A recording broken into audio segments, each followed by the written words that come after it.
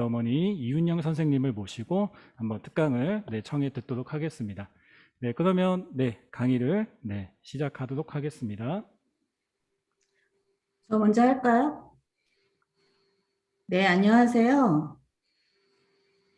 저는 아들과 함께 AI 시대 우리 아이 교육은이라는 책을 출간한 엄마 이윤영입니다. 작년부터 시작된 코로나 팬데믹 때문에 아이들 교육에 많은 지장이 있었고 공부에 리듬이 깨져서 그 어느 때보다 신경이 쓰이실 거라고 생각합니다. 그래도 공부를 게을리 할 수 없기 때문에 학부모님들께서 어떻게 하면 좋을지 많은 관심을 기울이고 계실 것 같습니다.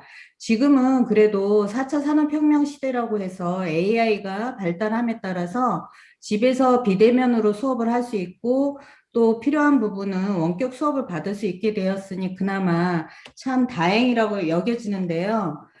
그 비대면 수업에 잘 적응하면 아이들이 앞으로 자기 주도적 학습을 하는 데 있어서도 좋은 도움이 될 거라고 생각합니다. 그렇기 때문에 학부모님들께서 그 원격 수업을 잘 관리하는 습관을 들이도록 신경을 쓰면 좋을 것 같습니다. 오늘 저는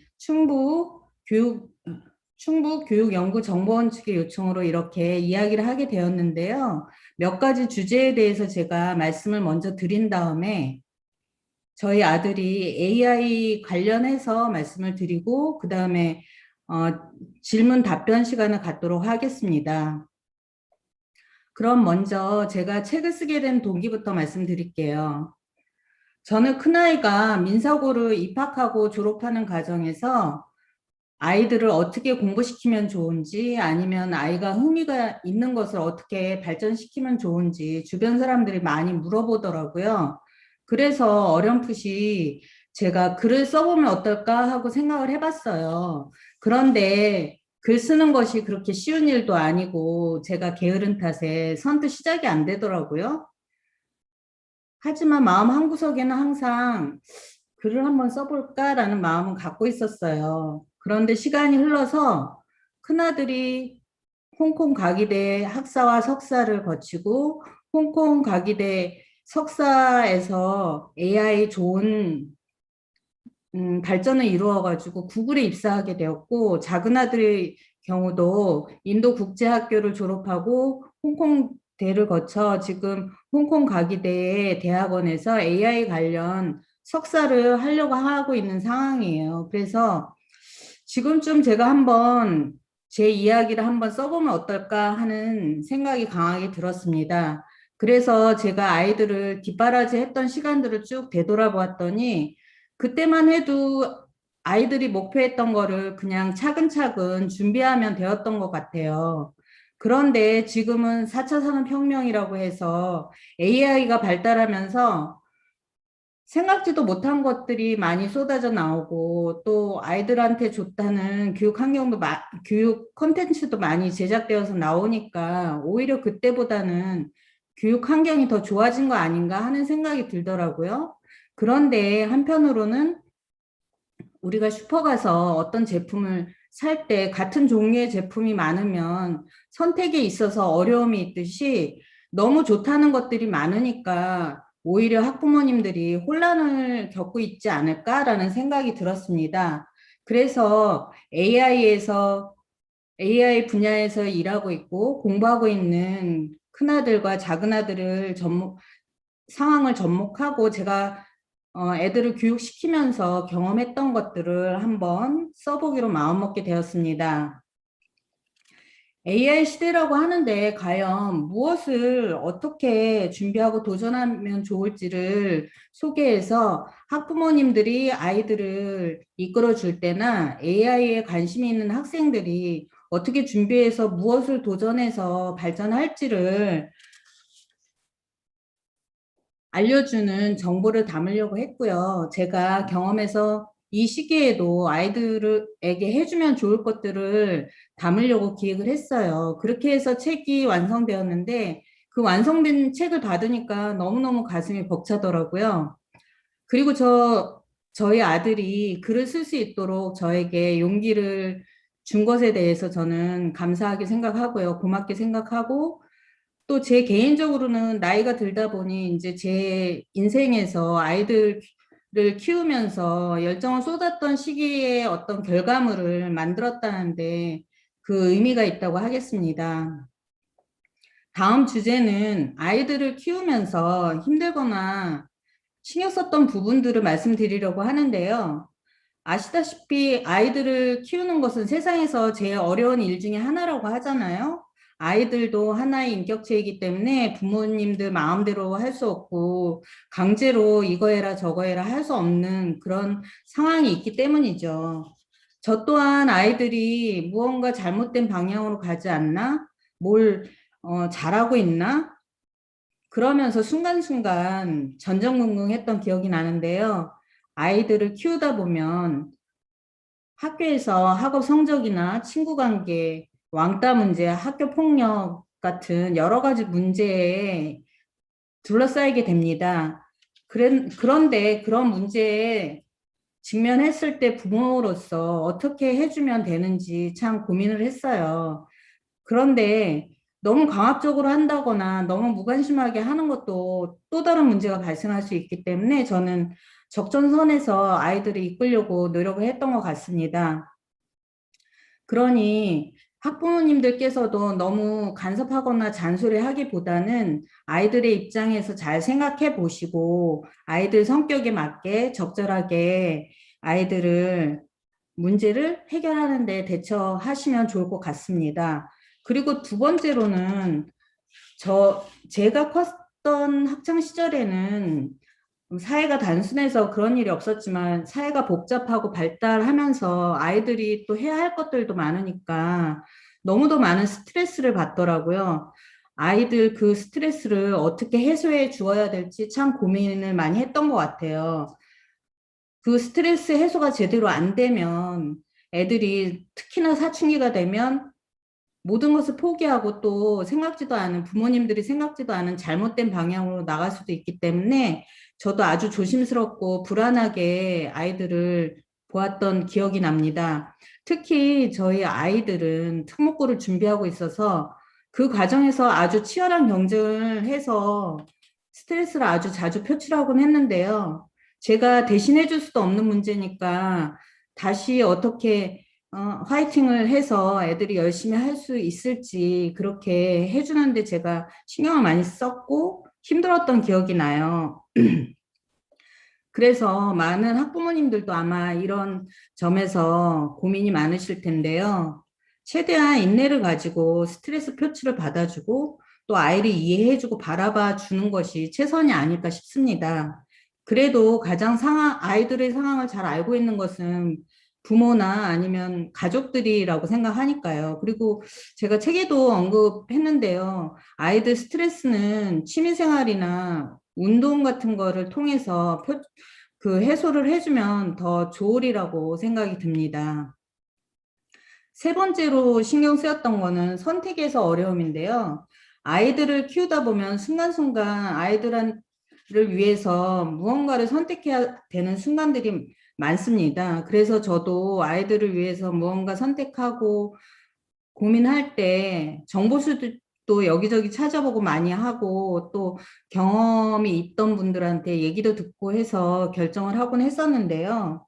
아마 학부모님들께서도 먼저 경험한 저의 이야기를 들으려고 이렇게 접속하고 계실 거라고 생각합니다. 따라서 아이들 상황에 맞게 잘 판단하셔서 결정을 내리시면 참 좋을 것 같습니다. 이외에도 아이들 건강 신경 많이 많이 건강을 많이 신경 썼는데요. 왜냐하면 아이들이 건강해야 공부도 하고 여러 가지 활동도 할 수 있는 것이기 때문에 먹는 것도 좀 뭐 인스턴트 이런 거 될 수 있으면 좀 안 먹이려고 노력하고 제가 직접 만들어서 먹인다든가 좋은 컨디션을 유지하려고 노력을 했던 것 같아요. 그리고 앞서 얘기했던 것처럼 저희 아이들이 운동을 좋아해서 운동을 하는데 관심을 가져주고 도와줄 일 있으면 도와주고 그랬던 기억이 납니다. 이 외에도 학부모님들께서 순간순간 아이들을 키우면서 여러 가지 문제점을 문제들에 직면하실 텐데요. 다음 주제로는 그렇다면 부모로서 어떻게 해주면 좋을지에 대해서 몇 가지 말씀드리겠습니다. 첫 번째로는 아이들을 공부시키면서 부모님들이 인내심을 가지시라고 말씀드리고 싶습니다. 아이들을 공부시키다 보면은 실력 향상이나 성과가 뚜렷이 나타나지 않아서 조급한 경우가 아주 많아요. 그런데 무슨 일이든 성실히 노력하고 어려움의 단계를 거쳐야지만 발전을 이룰 수 있는 것이고, 단기간에 무언가 결과가 나타나는 것은 당연히 어려운 일이잖아요. 그래서 그런데 이런 상황에서 아이들이 장기간 열심히 공부한다는 것도 순간순간 지칠 때가 있고, 부모님들도 그렇게 뒷바라지 하는 거에서도 어려움을 느끼고 힘들다고 포기하고 싶다고 생각하는 경우가 많아요. 그럴 때 그 순간 한번 참고 견딘다면 반드시 좋은 성과를 보실 거라고 저는 강하게 생각합니다. 예를 들어서 보통 제가 많이 들었던 얘기인데요. 영어 공부를 꽤 오랫동안 좋은 학원에 보내고 시켰던 것 같은데 애가 아주 뭐 느는 것도 안 보이고 그래서 아주 불안해하고 학원 옮겨볼까 뭐 이런 얘기들도 많이 하세요. 그런데 사실 영어라는 거는 특히 한 단계에서 쭉 가다가 어느 순간 점프할 때가 있어요. 그러니까 그 순간이 올 때까지 학부모님들이 조금 바라봐 주고 열심히 할 수 있도록 격려해 주는 게 좋을 것 같습니다. 저희 작은 아들이 호주에서 있었던 얘기인데요.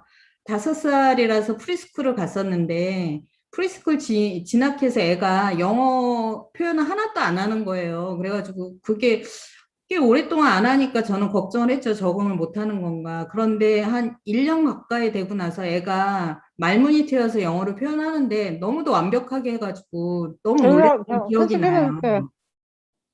뭐, 고르려고. 네? 아,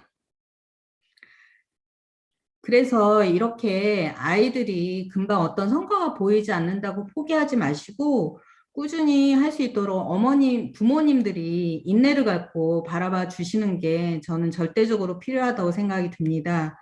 두 번째로, 저희 경우는 아이들이 의기소침하거나 뭔가 열등감, 부족함 뭐 이런 거에 한계를 느낄 때 긍정적인 말을 해주곤 했는데요.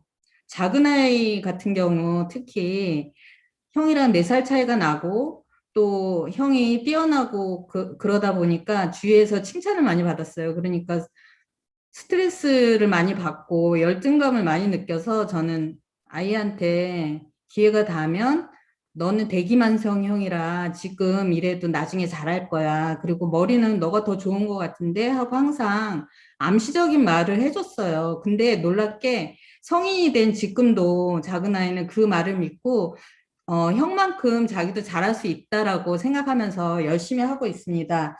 이렇게 아이들이 부족한 부분이나 열등감을 채워주는 어떤 암시 같은 말을 해준다면 제 경험상 아주 좋은 전략이라고 생각이 들어요. 아이들마다 다 상황이 틀리고 부족한 부분이 다 틀리기 때문에 그거는 부모님들이 상황에 맞게 아이들한테 그것을 극복할 수 있는 말들을 해주면 좋을 것 같고요. 이런 긍정적인 생각이 결국은 긍정적인 결과를 이끌어낸다고 저는 생각합니다. 세 번째로는 저는 아이들에게 보다 넓은 세상을 보여주고 또 많은 책을 읽히시라고 말씀드리고 싶습니다. AI 시대이고 많은 매체들이 나와 있긴 하지만 책 읽는 거 정말 아직까지도 저희 아이들 잘 하고 있지만 아직도 책 정말 많이 읽거든요. 책 읽는 습관 꼭 들이시면 좋을 것 같습니다. 세상은 아는 만큼 보인다고 하잖아요. 어른도 그거는 마찬가지인 것 같은데요. 우물 안의 개구리가 우물 속에서 바라보는 하늘이 전체 세상인 줄 아는 그런 좁은 시야를 갖지 않도록 부모님들께서 신경 쓰면 좋을 것 같습니다. 아이들은 경험 속에서 넓게 자란다는 점 저희 경험에서 또 느낀 건데요. 요즘같이 변화하고 발전이 아주 극심한 상황에서 이 점은 아주 강하게 강조하고 싶은 부분입니다. 아이들을 넓은 시각을 가질 수 있도록 노력을 해 주셨으면 좋겠습니다. 마지막으로 제 얘기하고 싶은 거는 아이들과 편안한 소통을 유지할 수 있도록 하시면 좋을 것 같습니다. 부모님들이 아이들의 고민이나 스트레스를 자유롭게 표출할 수 있는 창구가 되어 주셔야 아이들이 발전하는 데 도움이 된다고 저는 믿거든요.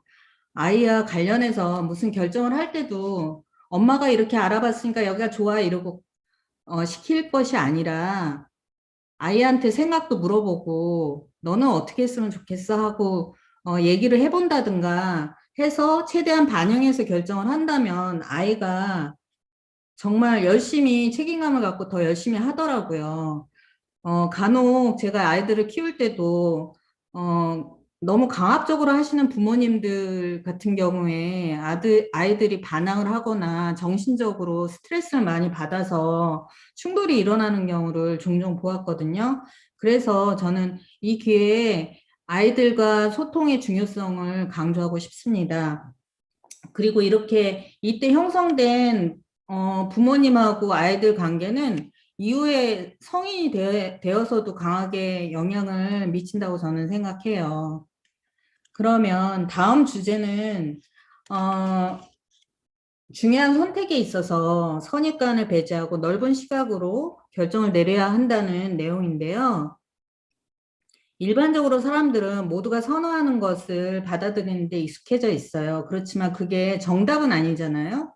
그래서 이렇게 급변하고 발전이 생각지도 않은 발전이 되는 이 시대에 우리는 역발상이라고 할 수 있는 정도의 정보 수집과 안목을 가지고 무언가 결정할 때 해야 한다고 생각합니다. 이와 관련해서 저희 가족이 했던 결정을 한번 소개해 보려고 하는데요. 첫 번째로 저희 가족이 호주에서 2년 동안 생활을 했던 이야기입니다.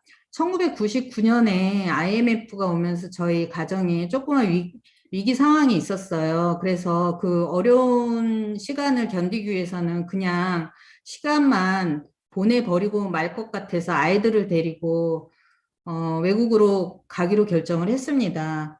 그런데 보통 아이들 영어 공부를 위해서는 미국이나 캐나다로 보통 많이 가잖아요. 그런데 저희는 저희 가정의 경제 상황이나 또 자연 환경이나 거주 환경 뭐 이런 거를 고려해서 호주로 선택하고 거기에 아는 사람도 정말 한 사람도 아는 사람 없는데 가가지고 맨 땅에 헤딩하듯이 가서 하나하나 물어가면서 호주에서 생활했던 기억이 나는데요. 그때 그 무모하고 아주 힘든 시간들이 나중에 저희 가족 모두에게 정말 큰 영향력으로 발휘가 되었어요. 그리고 두 번째 소개할 이야기는 큰아들이 대학 선택할 때의 일인데요. 큰아들이 대학 지원 결과 많은 사람들이 선호하는 미국의 아이비리그의 한 대학인 유펜과 미국의 여러 대학에 입학 허가서를 받은 상태였고요. 아시아권에서는 홍콩 가기대에 입학 허가서를 받은 상태였어요. 그런데 대학을 결정하려고 고민하다 보니까 당시 중국이 경제 강국으로 발돋움하려는 상황이었고, 과연 학부 과정을 위해서 1년에 1억이나 가까운 돈을 들여서 미국 대학을 보내는 게 옳은가 하는 생각이 들더라고요. 더군다나 작은 아들도 뒷바라지를 해야 되는 상황이니까 고민을 많이 했어요. 그래서 직접 홍콩에 가서 홍콩 대학도 둘러보고 또 정보도 여러 가지 수집하면서 고민을 하였던 기억이 지금도 나는데요. 결국은 앞으로 중국의 영향력이 커지지 않을까라는 생각을 하고 홍콩 가기대에 진학을 하게 되었어요. 모든 일이 시간이 흐르고 나서야 선택의 결과를 알 수 있는데 큰아들이 홍콩 가기대 석사 과정을 전액 장학금을 받고 대학원을 진학하면서 AI 연구에서 두드러진 발전을 하게 되었고 또 큰아들의 영향으로 작은아들도 홍콩대를 진학하고 홍콩 과기대에서 앞으로 장학금을 받고 또 AI 가정 연구를 하게 되었답니다. 그러니까 결국은 그때 결정이 저는 바람직했던 걸로 생각합니다. 마지막으로 작은 아들의 이야기인데요. 작은 아들은 중학교에서 영재고 입시를 준비했었어요. 전국에 영재고가 4곳뿐이 없다 보니까 4곳 중에서 대구영재고를 지원해서 아쉽게도 4차 면접, 마지막 관문인 4차 면접에서 고배를 마시게 되었답니다. 그래서 어떻게 하면 좀 더 나은 방향으로 애를 뒷바라지하면 좋을지 막 고민하던 순간에 코엑스에서 국제유학 박람회를 하더라고요. 그래서 정보를 얻으려고 갔다가 인도 국제학교 시스템의 매력을 느껴서 막 알아보고 결국은 작은 아들을 인도 국제학교에 보내게 되었어요. 근데 제가 인도 아이를 먼저 보내고 나중에 아이를 만나려고 인도를 방문하였었는데 학교 시설도 좋고 기숙사도 좋고 다 좋았는데 인도의 그 사회적 환경이나 생활 환경이 너무 열악한 거에 너무 놀랐던 기억이 납니다. 아마도 제가 아이를 인도로 보내기 전에 인도를 방문했었다면 아마 지금 생각해도 쉽게 인도로 보낼 결정은 못했을 것 같아요. 근데 하지만 애가 거기서 많은 어려움도 겪고 적응하려고 애를 쓰면서 많은 친구들도 사귀고 열심히 해서 홍콩 대학을 진학하게 되어서 지금 생각해도 대견스럽게 생각이 듭니다. 이렇게 말씀드린 것과 같이 학부모님들께서도 무언가 중요한 결정이 있을 때 다른 사람이 한다고 해서 무조건 그게 맞나 보다 그렇게 생각할 것이 아니라 자신들의 상황과 주변 상황을 잘 고려해서 결정하면 좋을 것 같습니다. 마지막 주제인데요. 저의 개인적인 교육적 소신을 말씀드리려고 합니다. 저는 기본적인 거를 중시한다고 할 수 있습니다. 세상의 모든 일이 기본을 바탕으로 이루어지기 때문에 저는 아이들이 교육에 있어서도 기본적인 학교 과정을 잘 이수하는 게 필요하다고 생각합니다. 학교 과정에서 포괄적인 지식도 배우고 심화시킬 수 있으니까요. 그렇게 하면 사회에서 요구되어지는 하이 레벨의 능력을 갖추기 위한 기본 과정이 바탕이 돼서 미래를 위한 발판이 충분히 된다고 저는 생각합니다. 다음으로는 부모가 새롭게 도전하는 모습을 갖춘다면 아이들에게 좋은 영향을 준다고 생각합니다. 부모님 도전이라는 게 뭐 대단한 것을 의미하는 건 아니고 취미생활이든 운동이든 어학 공부든 그런 소소한 것을 말하는데요. 잘 알지도 못하고 익숙하지 않은 것을 시작하는 것은 참 힘든 일입니다. 그렇지만 한 발짝 내딛는다면 그것에 익숙해지고 거기서 발전하고 또 그 안에서 새로운 것을 찾을 가능성이 크다고 생각해요. 아이들도 이런 부모님들이 도전하는 모습을 보고 아이들 또한 새로운 도전에 있어서 용기를 내고 발전할 수 있는 기회를 가지게 된다고 저는 생각해요. 그리고 아이들이 그렇게 도전해서 겪었던 조그만 경험이나 계기가 아이들 평생을 좌우하는 중요한 순간이 될 수도 있기 때문에 저는 그런 그 도전을 강하게 추천드리고 싶습니다. 그리고 그렇게 도전하는 자세 속에서 또 장점은 저도 지금 뭐 이것저것 열심히 항상 하려고 노력을 하고 있는데 그렇게 새로 하는 거를 아이들한테 얘기하고 어떻게 하고 있다라고 하면서 서로 응원을 해주곤 하는데요. 이거는 결국 부모 자식 간에 소통의 통로를 만들어 주기도 한다는 점에서 장점이 있다고 보입니다. 마지막으로 저희 집은 준비하는 사람이 되자라는 가언을 가지고 있는데요. 성실한 마음으로 무슨 일이든 꾸준하게 하는 것이 필요하다고 생각합니다. 아이들이 공부하거나 자신의 재능을 발전시키다 보면 순간순간 어려움도 있고 좌절되는 일도 있어서 포기하고 싶다고 생각하는 경우가 아주 자주 발생하게 돼요. 그럴 때마다 부모님들이 옆에서 지켜봐주고 격려해 준다면 아이들이 계속 할 수 있는 힘을 얻을 수 있을 것이라고 생각합니다. 그렇게 성실히 준비하고 실력을 쌓고 능력을 쌓고 하면 그와 관련된 기회가 반드시 찾아오거든요. 그렇게 준비되었을 때 그 기회를 움켜잡을 수 있는 거라고 생각합니다. 준비가 되지 못해서 기회가 왔는데도 그거를 놓친다면 너무너무 아쉬운 일이잖아요. 그래서 항상 성실히 준비하는 마음을 갖는 것이 중요하다고 하겠습니다. 이상으로 제가 몇 가지 주제에 대해서 말씀드렸는데요. 제 이야기가 학부모님들께 도움이 됐으면 좋겠습니다. 그리고 코로나 시대 아직 계속되고 있는데 아이들 건강, 학부모님들 건강 잘 챙기시고요. 긍정적인 기운 가득한 파이팅 되시길 바랍니다. 그리고 더불어 저희 책 AI 시대 우리 아이 교육 공부는이라는 책을 읽어보시고 아이 교육에 참고하시면 좋을 것 같습니다. 다음으로는 저희 큰아들이 AI 관련한 이야기를 이어나가도록 하겠습니다. 감사합니다. 네, 안녕하세요. 저는 어머니와 함께 이 책을 같이 쓰게 된 큰아이 박지호입니다.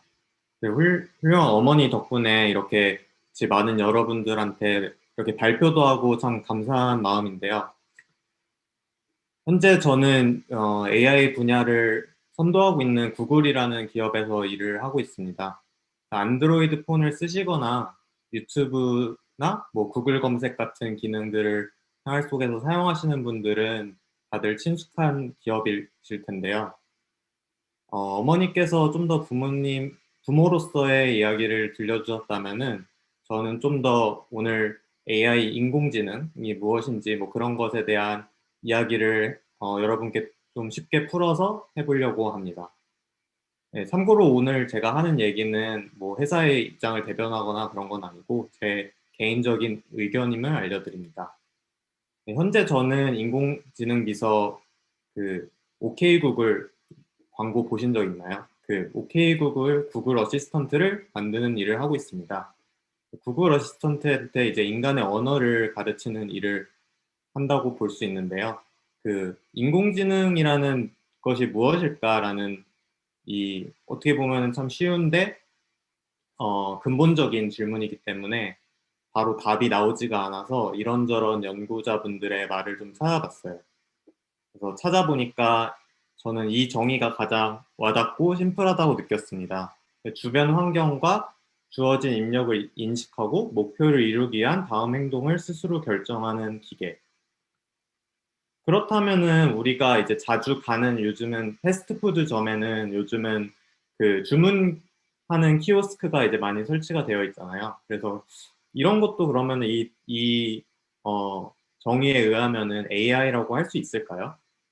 우리가 버튼을 누르고 뭐 여러 가지 입력을 하면은 저희가 원하는 햄버거를 주문할 수 있도록 도와주죠. 우리는 또 AI라고 하면은 과학, 공상, 영화에 나오는 것들 많이 생각합니다. 뭐 예를 들어서 영화 허에 나오는 주인공이 사랑에 빠지는 사만타와 같은 인공지능 비서, 뭐 나의 마음을 잘 알아주고, 뭐 일을 똑똑하게 도와주고, 뭐 감정도 알아주고, 뭐 그런 정말 고차원적인 지능을 가진 인공지능이죠. 또 이제 좀 옛날 영화긴 하지만 제가 좋아하는 영화 중에 하나가 스티븐 스필버그 감독의 AI에 나오는 이제 인간과 똑같은 형태를 가진 휴머노이드 아이가 나오죠. 거기에서 자아도 가지고 있고 진짜 사람처럼 소통을 합니다. 그래서 실제로 AI를 연구하시는 사람분들은 과학 공상 영화 참 좋아하고 일종의 지향점처럼 생각하는 분도 많은데요. 네, 다만 이제 아직까지는 우리에게는 이러한 수준의 AI는 만들어지지 않았습니다. 실제로 연구자들 사이에서도 이게 과연 가능할지, 아니면 정말 그렇게 가는 것이 맞는 방향인지 그런 많은 논의와 연구가 이루어지고 있고요. 현재 현실은 이 중간 어딘가에 있다고 생각합니다. 이제 패스트푸드 주문하는 그런 키오스크 같은 간단한 단계의 자동화 기계 와 그리고 이런 공상 영화에 나오는 정말 고차원적인 이런 AI 이 중간 어딘가에 있겠죠. 그래서 저는 이 중간 어딘가가 지금 현재 지금 어느 정도 진행이 되어 있는지 여러분께 좀 설명을 드리려고 하는데요. 그렇다면은 AI가 정말 어떻게 어디서부터 이해를 하는 게 좋을지 좀 얘기를 해볼게요. 이게 갑자기 자연적으로 생겨나는 게 아니라 기술적인 발전으로 이루어진 거다 보니까 여태까지 발전했던 역사를 조금 보시면 좋을 것 같습니다. 그래서 21세기의 석유는 데이터다라는 말은 어디선가 들어보신 분이 있을 수도 있을 것 같아요. 그래서 특히 빅데이터, 요즘 빅데이터 하면은 몇 년 전부터 여기저기 정부든 기업이든 학교든 여기저기 많이 나왔던 용어죠. 여기서 데이터라는 거는 세상을 디지털로 만든다는 겁니다. 여기서 디지털은 또 세상을 전부 0과 1, 이 digit이라는 이 영어가 이 0과 1을 뜻하는 숫자를 의미합니다. 그래서 결국에는 이 디지털이 된다는 거는 세상을 이런 숫자로 다 변환할 수 있다라는 것을 말합니다. 근데 잘 생각해 보면은 2000년대부터 이런 디지털화는 시작이 많이 되고 있었어요. 한국에서도 필름 카메라를 옛날에 정말 많이 쓰다가 디지털 카메라 다들 하나씩 또 사보셨을 것 같고, 근데 요즘은 또 디지털 카메라 안 쓰죠. 스마트폰 카메라를 쓰고 있고, 또 이런 사진들이 자동으로 핸드폰이나 아니면 심지어 클라우드라는 공간에 이제 인터넷 어딘가에 저장이 되고 있죠. 비슷한 맥락에서 비디오 테이프가 DVD가 되고, 지금은 온라인으로 스트리밍으로 넷플릭스나 아니면은 왓챠 같은 매체로 보고 있고, 음악 역시 MP3를 거쳐서 현재 음악 스트리밍을 이제 앱으로 하는 세상이 되었습니다. 종이 신문도 마찬가지죠.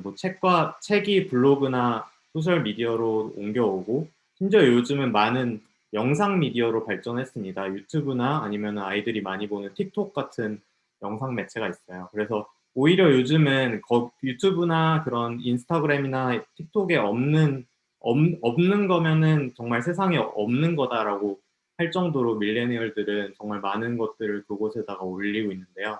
이게 참 어떻게 보면 참 편리한 세상이 되었습니다. 근데 더 큰 흐름으로 봐서는 이제 편리함 덕분에 이렇게 많은 발전을 했지만 더 큰 의미를 보신다면은 이제는 정말 세상의 모든 정보들이 디지털화되어서 어딘가에다가 데이터로 저장이 되어 있다라는 걸로 이해를 하시면 좋을 것 같습니다. 그래서 그게 결국 모여서 빅데이터가 되고요. 그래서 그런 이런 작은 디지털화된 사진이나 음악이나 영상들이 그게 우리가 가지고 있는 USB 그런 데다가 저장되어 있는 것들도 있겠지만 많은 것들이 이런 IT 기업들의 서버나 그런 클라우드에다가 이제 데이터가 모이고 있다라는 거를 그것부터 AI를 이해하시면 좋을 것 같습니다.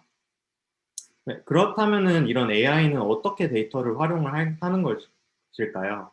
이걸 이해를 하려면은 머신러닝, 즉 기계학습이라는 개념을 이해를 하셔야 됩니다. 아까 숫자로 표현된 세상을 숫자로 다 표현한다고 했잖아요. 그래서 이 숫자를 표현하면은 이 숫자에 어떤 패턴이 있는지 이거를 찾게 기계를 학습시키는 게 머신러닝입니다. 숫자로 표현된 세상이 이게 사진이든 동영상이든 음성이든 글이든 전부 숫자로 바뀌어서 데이터로 저장하고 있기 때문에 컴퓨터가 이거를 공부를 할 수 있는 거고요. 우리가 IQ 테스트를 볼 때 보통 이제 숫자가 몇 개 이렇게 나열돼 있으면은 다음 숫자가 무엇인지 이렇게 예측하는 문제를 한 번씩 풀어보신 적이 있죠. 네, 이런 거랑 비슷한 거라고 생각하시면 됩니다. 근데 이제 컴퓨터 같은 경우에는 훨씬 더 고차원적이고 복잡한 레벨에서 잘 풀 수 있다고 생각하시면 됩니다. 사실은 우리는 알게 모르게 머신러닝을 많이 접하고 있습니다. 저희 생활 속에서.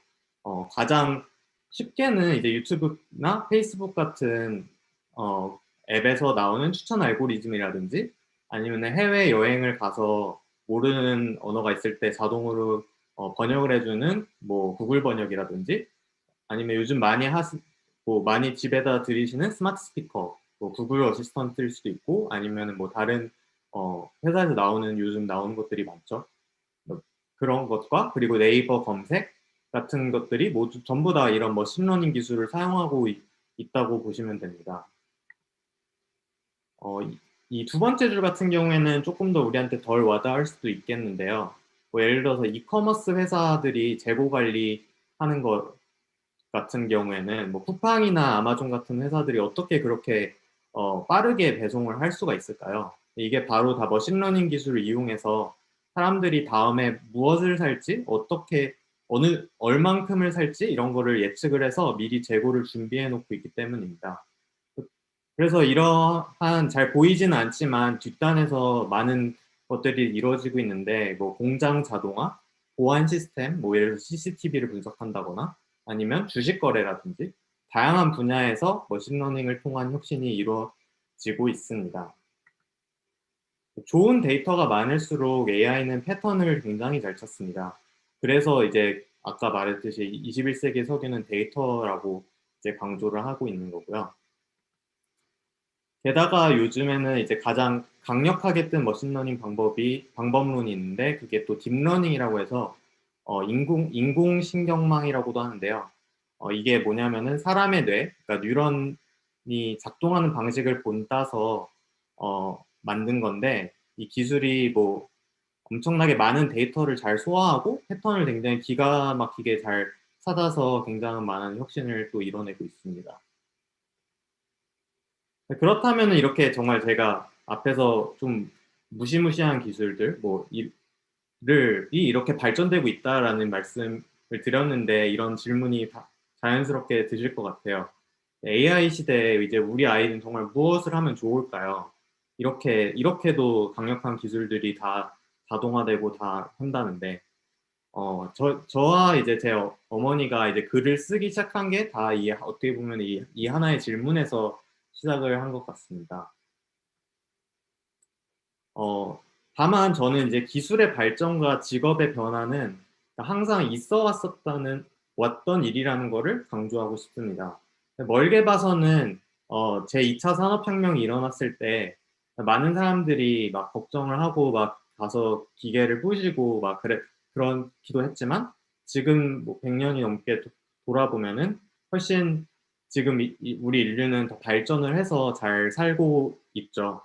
근데 가까이 봐서는 그 학부모님들이 어렸을 때 있었던 직업이나 아니면은 서비스라든지 회사들 이런 것들이 굉장히 없어진 게 굉장히 많죠. 근데 반대로 생각하면은 지금 그 당시에 없었던 직업이나 회사나 서비스나 이런 것들이 많이 생겼습니다.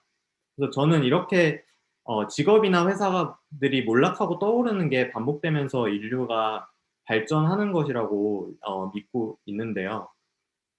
다만 이제 이 변화의 물결이 모두가 가만히 있는다고 할 수 있는 것은 아니라고 생각합니다. 그래서 분명히 적응을 못하는 사람이 있을 거고 그로 인해 일시적이든 장기적으로 힘든 세대나 직종이나 뭐 사람들이 있을 거라고 생각합니다. 이러한 거를 커버하는 거는 사실 큰 부분은 뭐 국가의 영역이라고 생각하는데 뭐 제가 그거를 이야기할 파워는 없고요. 그렇다고 해서 개인으로서, 뭐 가족으로서, 부모로서 이거를 대비해야 되는 것도 일정 부분 있다고 생각합니다. 아무것도 하지 않고 있는다고 자연스럽게 탈 수 있는 변화의 흐름이라고 생각하진 않으니까요. 그래서 그렇기 때문에 제가 AI 시대의 직업과 직무 변화에 대해서 많이 생각을 좀 해봤는데요. 바로 앞에 계속 제가 AI를 설명할 때 패턴이라는 단어를 계속 밑줄을 쳐놨습니다. 그래서 제가 강조하고 싶은 거는 이 패턴, AI는 패턴을 정말 잘 찾는 귀신이라고 일하는 점인데요.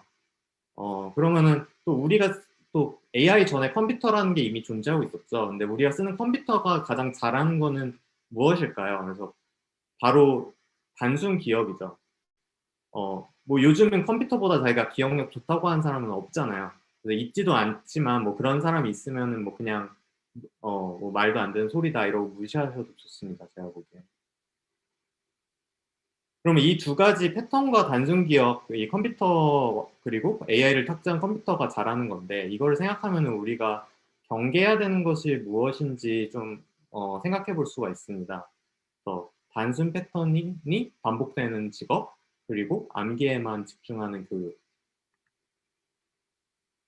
또한 이제 직업이 없어질지 아니면은 같은 직업이라도 직무가 어떻게 바뀔지 예상하는 것도 이런 것과 같은 맥락에서 생각해 볼 수 있는데요.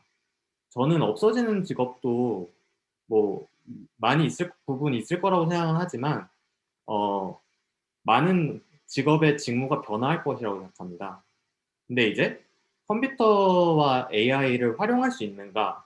이에 따라서 뭐 직업은 없어지지 않지만 어떤 사람의 책상은 없어질 수 있는 그런 상황이 생길 수도 있을 거라고 생각합니다. 반대로 생각을 하면 어떨까요? 그 AI가 대체하기 힘든 직업이라는 것은 무엇일까요? 그건 정말 단순하게 아까 말한 걸 뒤집어 보면은 정해진 패턴이 적고 단순 기억에 의존하지 않는다. 지속적으로 일의 인풋이나 환경이 바뀐다. 아까 그 AI의 정의에서 그 일의 인풋과 어떤 인풋과 환경의 변화에 따라서 스스로 결정을 내리는 기계라고 정의를 내렸는데요. 이러한 직업들은 도대체 무엇이 있을까요? 뭐 생각나는 게 지금 머릿속에 생각나는 게 있으신가요?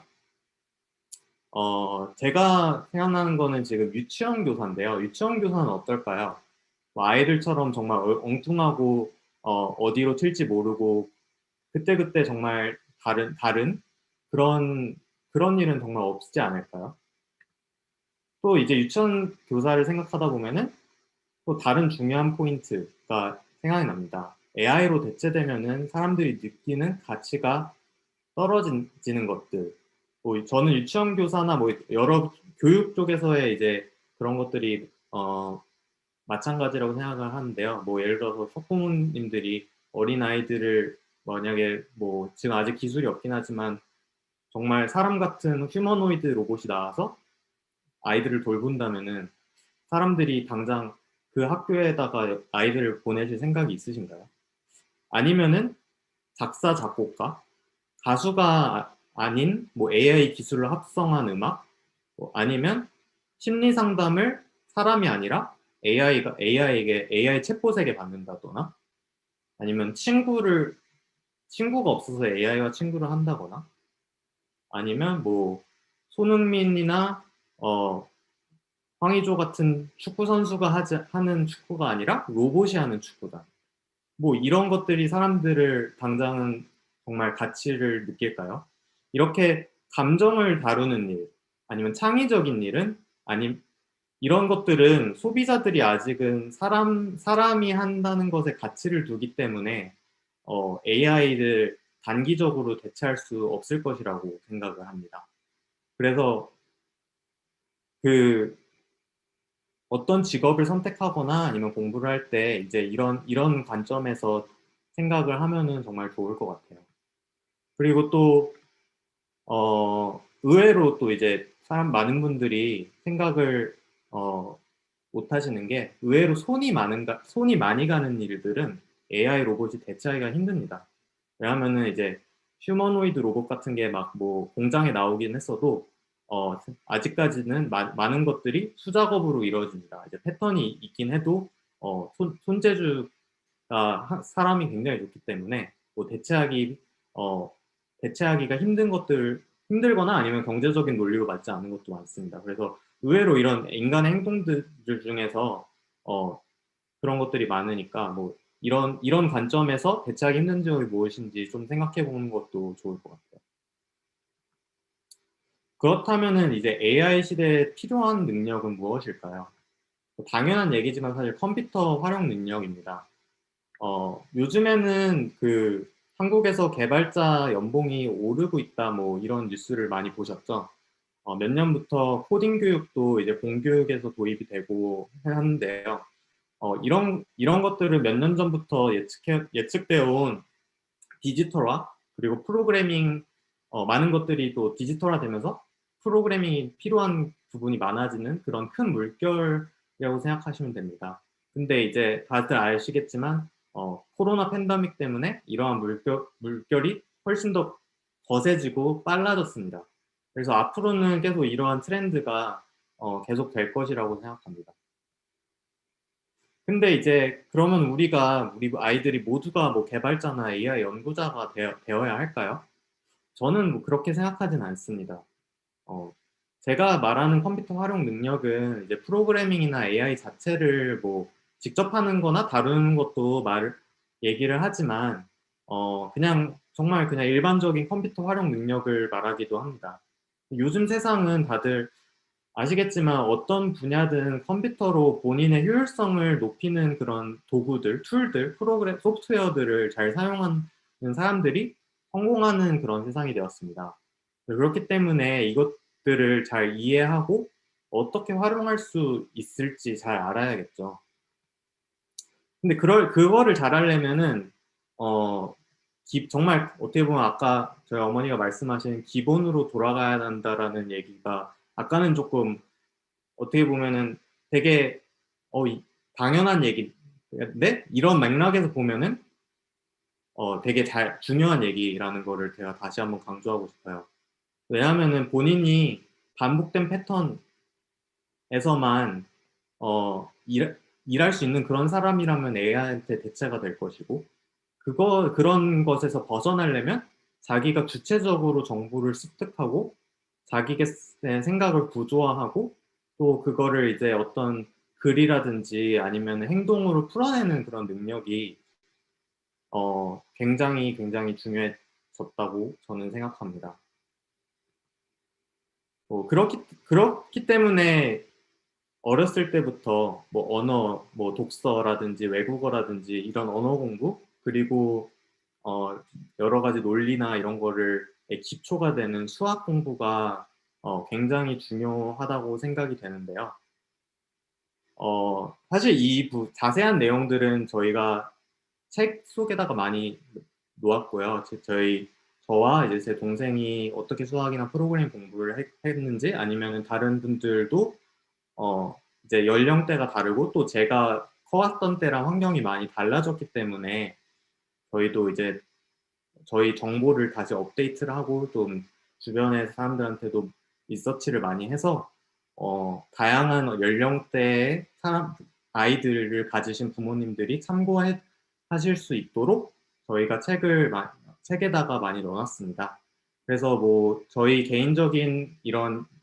어, 개인적인 이야기도 오늘 많이 들려드렸고 책에도 있지만 어떻게 보면 바로 사람마다 다 환경이 다르고 다 다르기 때문에 직접적으로 적용하기가 모호할 거라고 생각하는데요. 그런 면에서 책에는 이제 어떻게 하면 프로그래밍, AI 이런 거를 접근시켜야 되나? 뭐 더 이런 AI를 다루는 과학자나 아니면 엔지니어가 되고 싶으면은 어떤 공부나 어떻게 해야 되나? 뭐 이런 것도 했고요. 그리고 이제 또 저희 어머니가 말씀해주신 그런 아까 학교나 학원 선택이나 가정교육이나 뭐 이런 여러 가지 어머니의 노하우를 또 책에다가 녹여놨으니 오늘은 저희가 다 얘기할 수 없으니 관심이 있으시다면은 책을 참고하시면 좋을 것 같습니다. 그러면은 이제 질문 시간으로 넘어가려고 하는데요. 저희가 사실은 질문을 좀 어떤 걸 궁금해하실지 잘 몰라서 질문 시간을 많이 일부러 남겨놨어요. 그래서 주최해주신 분들 쪽에서도 먼저 사전 질문도 받아주시고 하셔서 먼저 사전 질문을 에 대한 답변을 하고 그 다음에 이제 여러분들 나머지 분들한테 질문을 받는 식으로 진행을 하겠습니다. 그러면 어머니가 먼저 사전 질문 커버해 주실까요? 네. 첫 번째로 창의적으로 생각하는 힘을 기를 수 있는 방법이 있을까요? 라고 올려주셨는데요.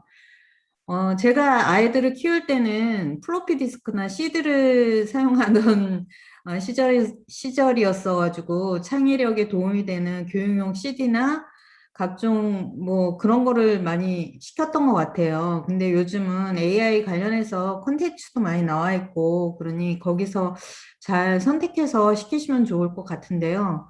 무조건 무슨 노트북이나 컴퓨터를 통해서 애가 뭐를 한다는 거에 대해서 아직도 부모님들이 조금은 애가 뭐 인터넷 중독이 되지 않을까 뭐 그런 우려를 하시는 분들도 있는 것 같아요. 그렇지만 아이들 교육을 이제 선별해서 시킬 때는 학부모님들께서 새로운 미디어에 접근하는 오픈 마인드를 가지고 살펴보고 아이들이 활용하는 데 있어서 관리를 잘 해주시면 좋을 것 같습니다. 그리고 한편으로는 창의적이라는 것이 뭐 갑자기 생겨나는 게 아니라 기본적으로 깔려 있는 거에서 이제 생겨나는 것이기 때문에 제가 강의에서도 말했지만 아이들이 관심 있는 거를 책을 읽힌다든가 해서 책에서 무엇이 재밌었는지 무엇이 흥미가 있었는지 그런 거를 들어보고 또 관심을 연결해서 애들이 가질 수 있도록 추가적으로 책을 추천한다든가 어떤 거를 해보면 좋지 않겠냐라고 해주는 것이 좋을 것 같아요. 그리고 뭐 일반적인 얘기긴 한데 평소에도 아이들과 대화할 때 소소한 것들도 질문을 이렇게 해서 애가 한번 생각하고 답을 할 수 있도록 그렇게 유도를 하는 습관을 들이시면 그거는 이제 아이들도 그렇지만 학부모님들도 그런 습관이 되어 있어야 될 것 같아요. 그렇게 해주시면 좋을 것 같다고 저는 생각했습니다. 그 다음에 두 번째, 저도 문과라 수학을 안 좋아하니 아이들도 수학을 좋아하지 않는 경우가 있는데 어떻게 하면 될까요? 뭐 이런 내용인데요. 저도 문과 출신의 사학과 전공이라 완전히 이과랑은 거리가 멀죠. 그런데 뭐 유전적인 거는 사실 뭐 제가 전문가가 아니기 때문에 뭐 확실하게 말씀 안 드릴 수는 없지만 그래도 영향은 아무래도 있지 않을까 싶긴 해요. 하지만 아이들이 흥미를 가지게 된다면 그런 영향은 극복되어지지 않을까 싶은 생각이 듭니다. 왜냐하면 저희 작은 아들 같은 경우, 그러니까 제가 아이들은 저학년 때까지는 제가 직접 끼고 그냥 가르쳤었거든요. 근데 고학년 되니까 그게 쉽지 않더라고요. 그래서 그랬는데 작은 아이가 수학을 본격적으로 하면서 이게 그냥 계산뿐만 아니라 요즘은 이제 서술형도 많이 풀잖아요. 그런 과정에서 이제 그 과정을 거쳐서 답이 나오는 게 재밌다라고 한번 흥미를 느끼면서 엄마 나 수학이 재밌는 것 같아.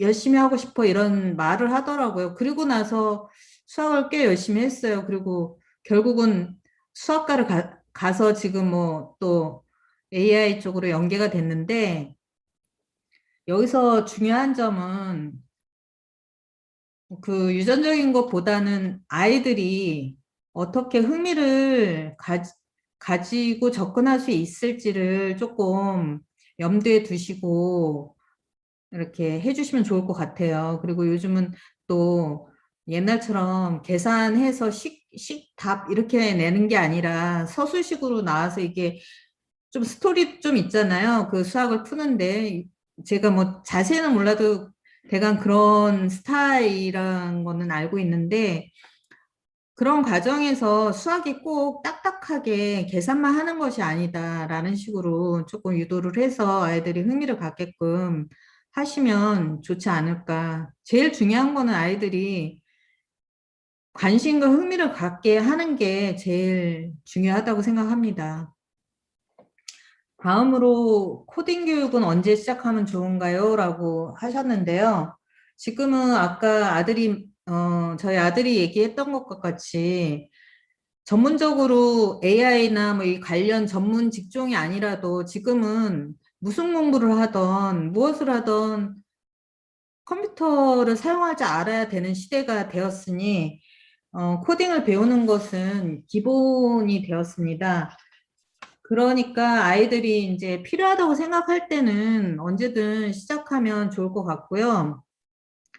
또 요즘은 초등학교 때도 그렇고 초등학교, 중학교, 고등학교 다 코딩 수업이 정규 교과 과정으로 들어가 있잖아요. 그러니까 코딩은 기본적으로 이제 학교 교육에서도 배울 수 있긴 하지만 좀 더 심화된 내용을 가르치시고 싶다면 요즘 방과후 교육 잘 돼 있잖아요. 아, 요새 코로나 때문에 잘 실시가 안 되는지 정확히 이제 애들이 학교를 지금은 안 다니까 잘 모르겠는데 그런 거 활용하면 좋더라고요.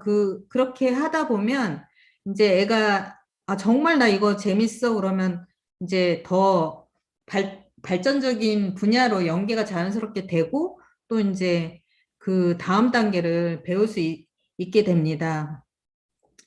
근데 보통 어른들이 자세히 이제 모르니까 코딩이라고 하면 컴퓨터 언어를 배워야 되는 거 아닌가라고 생각을 하는데 아이들이 벌써 어릴 때부터도 우리가 인지하지 못하는 와중에도요, 코딩 개념과 연계된 뭐 레고 블록이니 뭐 그림판 게임이니 많은 것들이 이미 익숙해져 있어요. 그래서 애들한테 코딩 수업을 조금만 신경 써서 가르치면 애들은 생각했던 것보다 훨씬 잘 받아들여요. 그러니까 걱정하시지 말고 그냥 일단 애가 흥미 있는 것부터 시작을 하는 게 중요한 것 같습니다.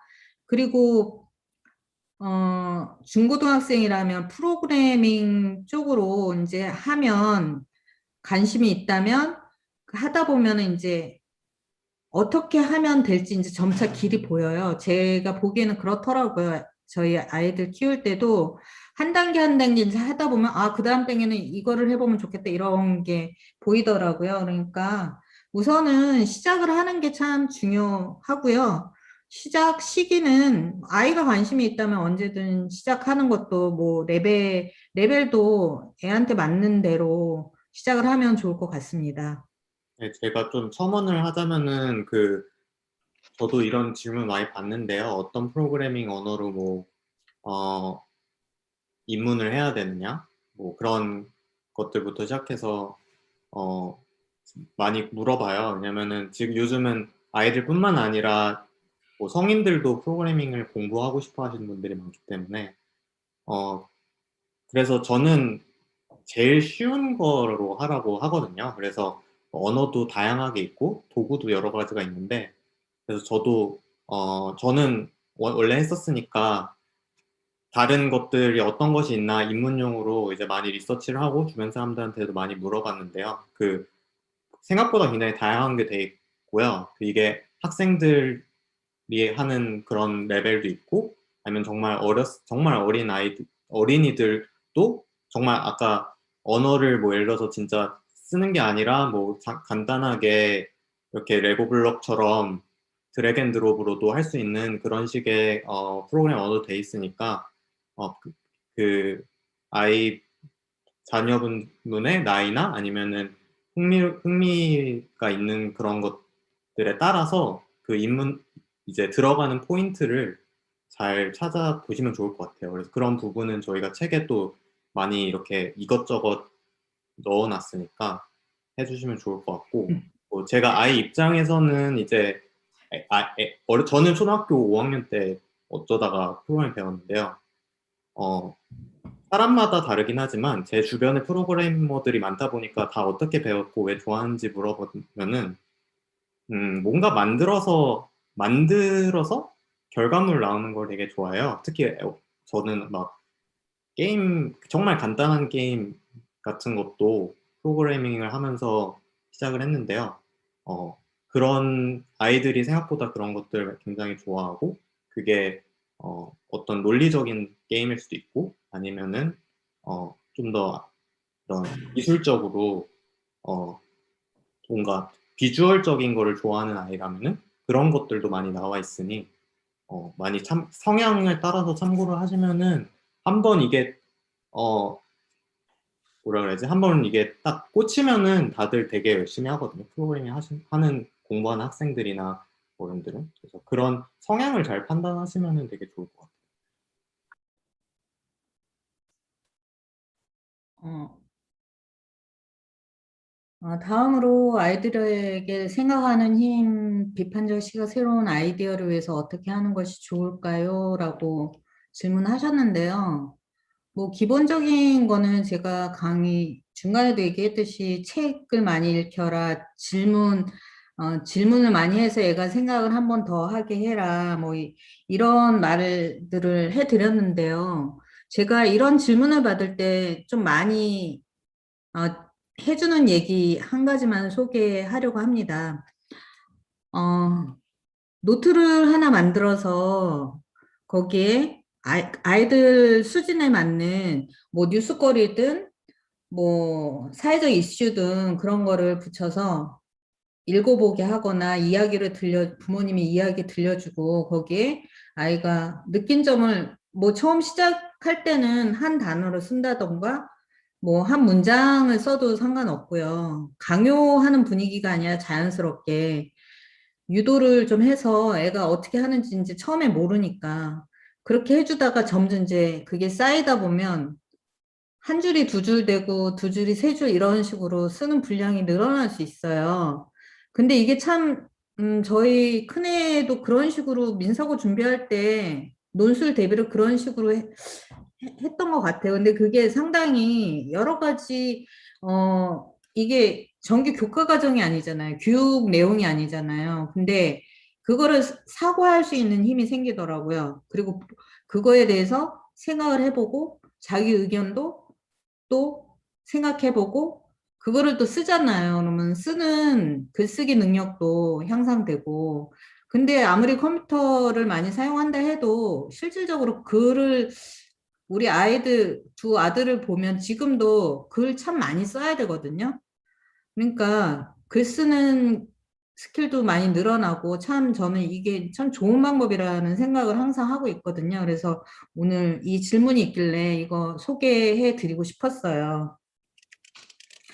그리고 뭐 그게 근데 사실은 아이가 문제가 아니라 학부모님들이 열심히 준비해서 이제 아이들을 꾸준히 시킨다는 게 사실은 힘들어요. 그러니까 그 신경 써서 관리를 이거는 해주셔야 할 거예요, 아마. 그래서 한번 시도해 보면 좋지 않을까 싶습니다, 이 부분은. 그러면 정말 이 질문에 생각하는 님, 비판적인 시각, 새로운 아이디어, 이거 포괄해서 키워지지 않을까 저는 생각이 듭니다. 그 다음 질문은 서술 형식의 시험에 대해서 물어보셨는데요. 요즘 우리나라는 이제 뭐 맨날 우리나라 교육은 단답형식 교육이라 한계가 있다 뭐 그런 말들을 많이 해왔는데 그래도 그것에서 탈피하기 위해서 많이 서술형을 도입하는 걸로 알고 있는데요. 기본적으로 서술형을 쓰려면 자기가 그 묻는 내용에 대해서 정확히 알고 있어야 논리적으로 글을 쓸 수 있잖아요. 그러니까 제일 기본은 자기가 배운 것을 정확하게 그냥 아는 것 같아가 아니라 정확하게 알고 자기가 써봐도 정확히 써볼 수 있을 정도로 정확히 알아야지 된다고 생각합니다. 저희 작은 아들이 인도 국제학교 입학할 때 얘기를 하자면 그때 입학 시험을 한 3시간 정도 봤는데요. 수학, 과학, 영어 파트를 봤는데 다서술식으로 시험을 보고 나서 애가 하는 말이 자기가 영재고 준비 안 했으면 정말 쓰지 못했을 거다라고 얘기를 하더라고요. 여기서 초점은 영재고 준비를 했다는 게 초점이 아니라 영재고를 준비하면서 그 지식에 대해서 많이 반복하면서 이렇게 정확히 하고 과정을 많이 익히면서 자기 머릿속에 들어가 있었잖아요. 그렇기 때문에 쓸 수 있었던 것 같아요. 그러니까 좀 전에 얘기했던 것 같이 서술 형식의 시험은 일단 자기가 아는 거를 정확히 알고 있어야 되고 위에 앞서 말씀드렸던 것 같이 그런 노트 만들어서 이렇게 하는 경험을 통해서 또 부연 설명할 수 있는 그런 능력을 같이 갖춘다면 얼마든지 좋은 결과가 나올 거라고 저는 생각을 해요. 그리고 악필인 경우는 요즘 뭐 노트북을 사용해서 많이 수업하는 데도 있지만 아직 그게 보편화된 상황은 아니기 때문에 지필로 시험을 보잖아요. 근데 제 개인적인 생각은 이게 뭐 모두의 의견은 아닐 수도 있지만 남들이 알아볼 정도로는 써야 될 것 같고, 이왕이면 좀 이게 써놓은 게 서술형 시험이라든가 이게서 깔끔해 보이면 채점자 입장에서도 조금은 긍정적인 마음가짐으로 채점을 할 수 있을 것 같아요. 근데 이게 뭐를 썼는지 이해하기도 힘들고 보기 힘들다면 아무래도 좀 불이익의 기운이 있지 않을까. 그래서 조금은 교정을 해 주시면 저는 좋을 것 같습니다. 다음으로 해외 어학연수가 필요한 것인지. 그러니까 보통 요즘은 뭐 대학생들이 휴학을 하고 해외 어학연수 가는 거를 뭐 기본 코스로 그렇게들 많이 말하더라고요. 근데 물론 해외 어학연수를 가서 영어가 늘어서 올 수도 있지만 사람들은 잘 된 것만 생각하지 거기서 잘 안 됐던 거 잘 생각 못 하더라고요. 근데 아이들이 만약에 뭐 영어 공부를 위해서 이제 거기 기숙사 생활을 한다든가 이제 지인이 있어서 보낸다든가 뭐 그런 식으로 보내질 경우에 긍정적인 면도 있지만 사실은 비용도 많이 들고 또 부모 교수를 떠나서 관리가 잘 안 되면 오히려 아이들의 그 습관이 잘못 들여져서 교정하기 꽤 힘든 경우도 많이 봤어요, 저는. 그렇기 때문에 꼭 필요하다라고는 볼 수 없을 것 같아요. 아이가 스스로 자기 관리가 잘 되는 아이들도 있고 아이들에 따라 다 틀리잖아요. 그렇기 때문에 아이들이 잘 관리가 되고 얘는 정말 아이가 원하고 그럴 경우에는 뭐 하지만 필수라고는 저는 얘기하고 싶지는 않습니다. 오히려 저 개인적인 생각은 가족 여행을 가까운 나라라도 가끔 뭐 자주는 아니라도 한번 가서 아이에게 우리나라가 아닌 다른 나라가 있고 또 그 나라의 문화가 있다라는 걸 보여주면 시야가 정말 생각지 않게 넓어지더라고요. 아이들이 우리나라 영역이 아니라 다른 인종의 다른 나라의 문화가 있다라는 거를 보여주는 자체가 참 의미가 있어요. 그리고 또 뭐 아이가 영어를 이제 한다든가 뭐 중국어를 요새는 중국어도 하니까 중국어를 한다든가 했을 때 기초라도 가서 직접 외국 그 현지인들한테 자기가 한마디 표현했는데 그 사람이 알아들으면 그게 정말 아이들한테 큰 동기부여가 되더라고요. 그렇기 때문에 오히려 장기적인 뭐 해외 연수 이런 것보다는 그런 식으로 가족 여행을 통해서 아이들이 다른 세상이 있고 다른 문화가 있다라는 거를 경험시켜줘서 시야를 넓혀주는 게 더 중요한 것 같고요. 지금 우리나라 각국 대사관이나 또 우리 지자체 제가 찾아보니까 또 지자체에서 주최로 하는 세계 문화 알리는 행사들이 꽤 있더라고요. 그런 거 정보를 찾아서 아이들한테 보여주고 경험하게 해주면 또 그것도 한 방법이라고 저는 생각을 해요. 일단은 우리와 다른 저런 것들이 있으니 저 나라에 저게 너가 관심이 있으면 그 나라의 뭐에 대해서 한번 공부해 볼래? 뭐 이런 식으로 유도를 할 수도 있는 거고 저는 그렇게 생각을 하고요. 특히 이제 어학연수는 영어 공부를 하기 위해서 이제 많이 생각을 보통 하잖아요. 근데 영어 공부라는 게 꼭 외국에 나가서 한다고 잘하는 게 아니라 저도 이제 저 호주에 처음에 갈 때 완전히 영어 왕초보였어요. 근데 그 당시에 EBS에 서바이벌 잉글리시라고 영어 기초 회화하는 그거를 이제 그 당시에는 비디오로 봤으니까 비디오 테이프에 녹화해가지고 열심히 하고 그러면서 호주 가서 이제 공부해가지고 대학원 수료까지 했거든요. 시험 봐서. 그러니까 얼마든지 그거는 제 생각에는 거기 가서 는 게 아니라 한국에서 준비해서 가능했던 것 같거든요. 그래서 어학은 꼭 외국에 가서 잘할 수 있다라는 생각은 좀 선입관인 것 같고요. 또 영어 공부에 있어서 어머님들이 또 걱정하시는 것이 한국에서 공부하면 발음이 좋지 않지 않나라고 생각을 하시더라고요. 근데 발음은 아이들이 어느 정도 실력이 되고 기회가 닿으면 얼마든지 저는 교정이 가능하기 때문에 너무 쓸데없이 걱정을 많이 하신다라는 생각이 들 때가 있어요. 그거는 아이들이 크면 저절로 뭐 외국인을 접하든지 국내에도 외국인도 많이 들어와 있잖아요. 그거는 교정이 가능하니까 그렇게 걱정할 거 아니라고 생각해요. 일단은 실력을 쌓는 게 중요하니까, 어, 국내에서라도 열심히 영어 공부든 어학 다른 나라 공부든 열심히 준비해서 기본적인 거 아는 게 더 중요하다고 저는 생각합니다. 어,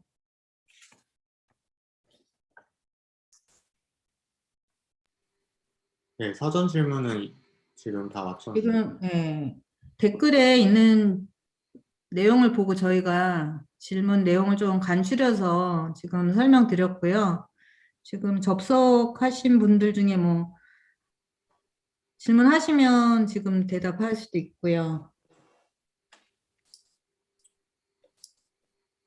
네, 질문이 있으신 분들은 지금 음소거를 풀어주시거나 혹은 또 채팅창을 통해서 질문을 또 하실 수 있습니다.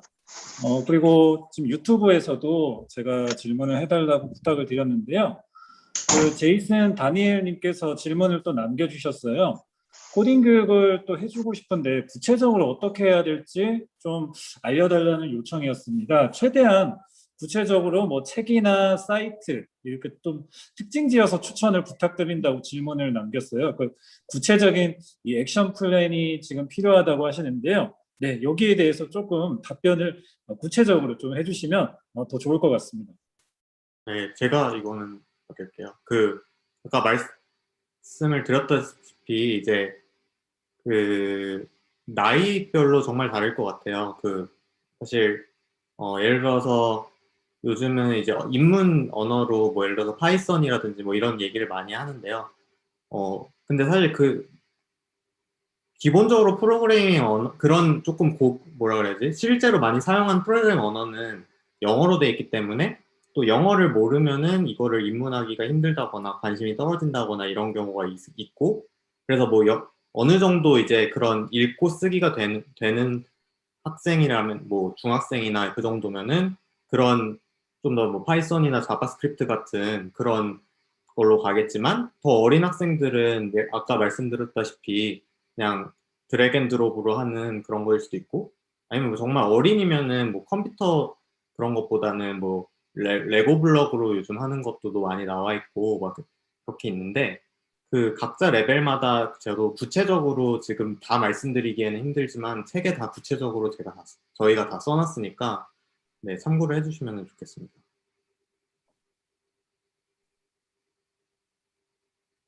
네, 또 질문이 있으신 분들께서는 또 음소거를 풀고 이야기를 해주시면 네, 이 강사분들께 전달이 될 것 같습니다.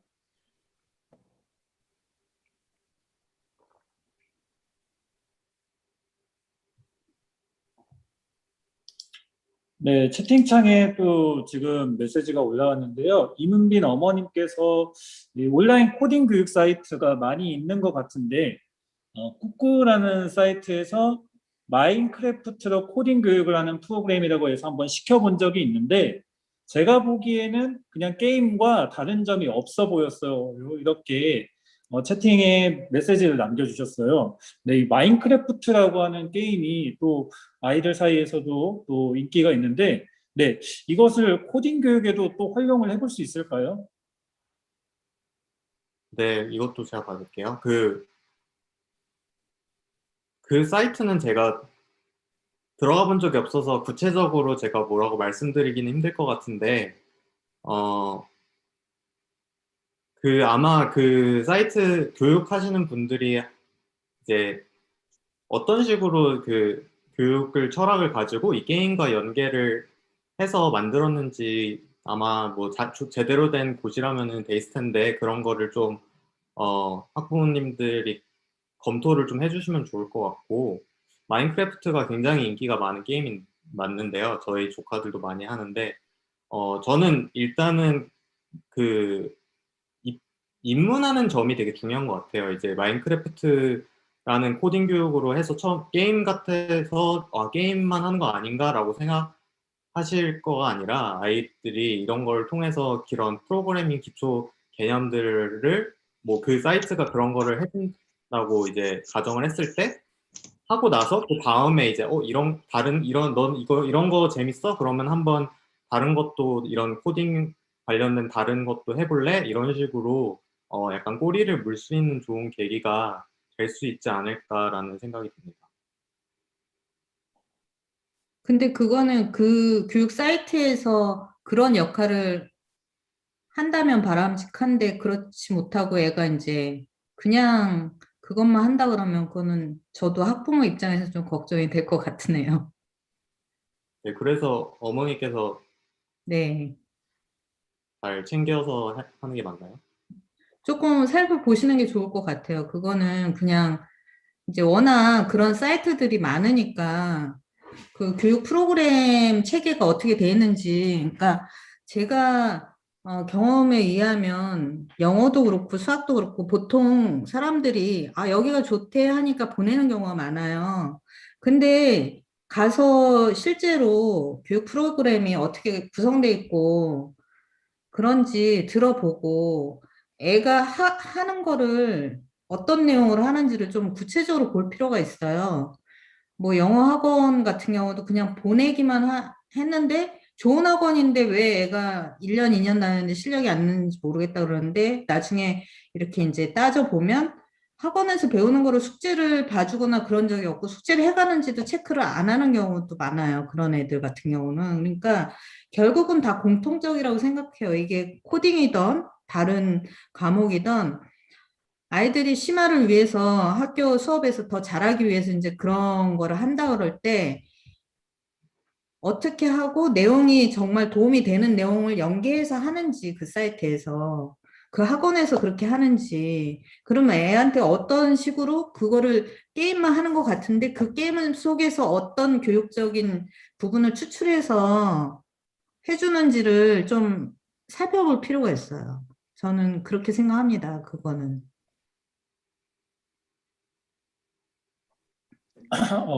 답변 감사합니다. 네. 민나미님께서 또 줌 채팅방을 통해서 질문을 남겨주셨어요. 지금 초등학교 6학년 자녀가 있다고 하는데 이 자녀가 파이썬과 C 언어를 배우고 싶어 하는데요. 어떤 것을 먼저 배우는 게 좋을까요? 그리고 학원을 보내야만 할까요? 라고 이렇게 질문을 해주셨어요. 네, 여기에 대한 답변 부탁드리겠습니다. 네, 제가 받을게요. 일단은 배우고 싶어 하는 거 되게 좋네요. 좋고, 저는 구글에서 지금 일을 하고 있는데, 파이썬과 C 언어 둘 다 매일매일 사용합니다. 그래서 둘 다 좋은 선택이라고 할 수 있겠는데요. 저는 개인적으로 파이썬이 조금 더 쉽기 때문에, 파이썬을 먼저 하고, 뭐, 비슷하기 때문에 또 파이썬 하고 C 언어도 할 수도 있다고 생각해요. 그래서 사실 어떤 거가 더 우월하다라고 할 수는 없을 것 같고, 뭐 가능하다면 쉬운 파이썬으로 하는 것도 좋지만, 뭐 아까 학원을 보내야만 할까요?라는 거 여쭤보셨는데, 뭐 굳이 뭐 예를 들어 C 언어나 뭐 어떤 특정 언어를 배우기 위해서 막 멀리까지 학원을 가야 된다고 생각하진 않고, 주변에나 아니면은 뭐 학원이 아니더라도 가지고 계신 리소스가 뭐가 있는지 잘 살펴보시고 둘 중에 가장 적합한 걸로 위주로 선택하시는 게 좋다고 생각합니다.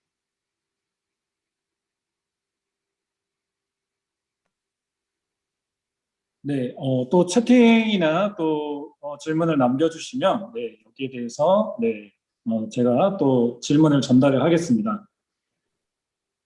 네, 저도 좀 궁금한 부분이 있어서 또 질문을 드리고 싶은데요. 또 독서 교육과 관련해서 또 많이 강조를 해주셨어요. 이런 사고력을 증진시키기 위해서 책을 좀 읽어야 된다라고 하는 거에 저는 취지에 대해서 되게 공감을 하는데, 근데 막상 또 제가 자녀가 또 있는데 요즘에 되게 학습 만화에 되게 많이 관심을 갖고 학습 만화만 좀 위주로 해서 보는 것 같은 느낌이 있더라고요. 초등학교 1학년이긴 한데, 그래서 이제 박지호 선생님께서는 좀 어렸을 때 어떤 책을 좀 읽었고, 책의 그런 독서를 어떤 식으로 좀 발전을 시키셨는지, 뭐 그런 부분이 좀 궁금합니다. 네. 답변, 네. 제가 먼저 말하고 이제 아들이 하라 할게요. 제가 먼저 말할게요. 저도 아, 학습 만화 되게 많이 봤고요. 뭐, 정말 집에 너덜너덜하게 아직도 가끔 봅니다. 얘기하세요. 그렇게 학습 만화라고 해서 뭐 그럴 건 아니고요. 오히려 이해가 더 쉬울 수 있어요. 그리고 아직 저학년이기 때문에 학습 만화 보다 보면 이게 이제 거기서 흥미있는 게 있을 거 아니에요. 그러면 또 연계해서 거기서 재밌는 거 뭐가 있었어? 뭐 더 알아보고 싶은 거 없었어? 해서 또 연계해서 뭐 학습 만화부터 시작해도 일단은 책을 지면으로 본다는 게 요새는 사실 애들이 이게 화면으로 보는 게 많잖아요. 스크린으로 보는 게 많으니까 지면으로 보는 거를 익숙하게 해주는 게 좋고요. 학습 만화라도 학습적인 내용에서 이제 애가 계속 연계할 수 있도록 해주면 좋을 것 같아요. 그래서 큰아이 같은 경우는 뭐 신라의 역사, 백제의 역사 그런 역사 만화책부터 시작해가지고 반복해서 읽었던 것 같아요. 되게 반복해서 읽고 그다음에 먼나라 이웃나라는 조금 내용이 너무 산만하게 많기는 해도 그건 좀 더 올라가서지만 이제 어린이용 같은 경우 그런 거 외에도 요새는 만화 형식으로 많이 나오더라고요. 근데 우선은 저학년은 오히려 이해하기 쉬울 수 있어서 근데 지면으로 일단은 보여주는 거 참 바람직하긴 한 것 같아요. 제 생각에는. 네. 네, 답변 감사합니다. 네, 그리고 또 저도 또 질문을 좀 더 하고 싶어요. 네네. 그래서 특히 이 구글이라고 하는 회사에 대해서도 또 궁금한 부분이 좀 많이 있습니다. 어떻게 보면은 또 누구나 또 근무하고 싶어하는 또 꿈의 직장이기도 하고 또 학생들 중에는 그렇게 구글에 들어가서 뭔가 프로그래머로서의 어떤 자기 직업을 또 갖고 싶어하는 학생들도 꽤 많이 있습니다. 그래서 구글에서의 그런 어떤 직업적인 그런 근무 환경이나 혹은 이 구글에서 또 이 근무를 하시다 보면은 또 세계 각지에서 또 이런 인재들과 또 같이 생활을 하게 되실 건데 또 그런 부분에 있어서 특히 또 언어적인 그런 부분에 있어서 또 어떤 좀 어려움이 혹시 있으시지 않을까 그런 부분에 대해서 좀 질문을 드리고 싶어요. 네. 네. 굉장히 좋은, 저도 생각해보지 못한 질문이긴 한데요. 일단은 구글이라는 회사의 가장 좋은 점은 미국의 회사, 캘리포니아에 본사가 있는 회사다 보니까 그 문화 자체가 굉장히 이렇게 다양성을 중시하는 문화예요. 그래서 뭐 언어로 보면 당연히 뭐 기본적으로 모든 사람이 영어로 소통을 하고 하는 거를 떠나서 저도 이제 나름 홍콩에서 오래 살았고 이제 해외 생활을 오래 해서 이런 세상의 이제 뭐 여러 가지 포용력, 다양성, 뭐 일하는 데 있어서의 의견을 서로 존중해 준다든지 아니면은 직급이나 이런 거를 떠나서 다 이제 질문하고 뭐 약간 요구하고 요구할 거는 막 그런 문화가 저도 사실은 처음에 이게 놀라울 정도로 굉장히 이제 개방적이에요. 그런 선입견이나 이런 거를 타파하려고 노력을 많이 하고 그래서 그런 점은 이제 굉장히 좋았고 힘든 점은 뭐 업무량이 뭐 굉장히 많다는 게 이제 좀 힘든 점인 것 같아요. 뭐 예를 들어서 제가 지금 저는 일본 지사에서 일을 하고 있는데 뭐 저희 팀원들이 일본 분들이 많고 막 이런진 않아요. 다 이제 다양하게 외국인들도 많고 일본 분도 계시고 한국 분도 계시고 하는데 어 그런 뭐 이제 업무량이 많은 이유는 뭐 당연히 이제 지사기 때문에 뭐 미국의 시간대에 맞춰야 되고 뭐 이런 것들이 있고요. 그리고 뭐 생각보다 구글도 다 역시 사람이 하는 일이기 때문에 뭐 완벽하거나 아니면은 막 뭐 부족하지 않은 점이 없진 않은 것 같아요. 그래서 그런 것들을 이제 나름 저도 개선을 하는 회사, 저 자신도 그렇고 뭐 회사 자체도 개선할 점을 서로 막 얘기하는 그런 문화가 참 좋은 것 같아요. 힘들긴 하지만. 네, 유튜브를 통해서 또 이제 관련해서 제이슨 다니엘님께서 한국의 대학을 나와서 국어를 취업을 한다면 어느 대학의 어느 과를 추천해 주실 수 있을까요? 라고 이렇게 질문을 또 남겨주셨어요. 네, 실제 구글에 이렇게 같이 근무하시는 동료분들은 좀 이 어떤 뭐 그런 대학이나 혹시 뭐 특정한 과가 있는지 네, 여기에 대해서 조금 궁금해 하시는 것 같습니다. 네, 일단은 되게 좀 저도 신기했던 게요. 서로 대학을 잘 몰라요, 일단. 왜냐면은 이게 서로 뭐 한국이랑 조금 문화가 다른 것 같아요. 그래서 나이나 학력에 대해서 서로 막 입사를 하면은 그거부터 막 물어보고 막 이런 그런 개념이 그런 것보다는 막 어떤 일을 했고 뭐 이런 거를 물어보기 때문에 오히려 막 어떤 대학에서 뭐 어떤 대학을 나왔다거나 막 나이가 몇이거나 아니면 뭐 대학원을 했느니 뭐 학부를 했느니 이런 거에 대한 거는 오히려 막 애를 써서 찾아보지 않으면은 되게 서로 약간 얘기할 일이 없는 그런 문화라서 되게 좋고요. 근데 물론 근데 이제 취업할 때는 또 다른 얘기죠. 근데 어 구글은 생각보다 되게 굉장히 큰 회사예요. 그래서 뭐 한 10만 명이 넘는데 전 세계적으로. 그래서 엔지니어만 있지가 않아요. 그래서 뭐 예를 들어서 뭐 세일즈라든지 아니면 비즈니스나 뭐 마케팅이나 뭐 이런 쪽도 많기 때문에 어떤 과를 어떤 대학이나 과를 특정하기는 쉽지는 않을 텐데 뭐 엔지니어로서 입사를 얘기를 하시는 거라면은 뭐 당연히 컴퓨터 공학이라든지 어 그런 쪽을 해서 그 기반이 탄탄하다면은 가장 좋을 것 같고요.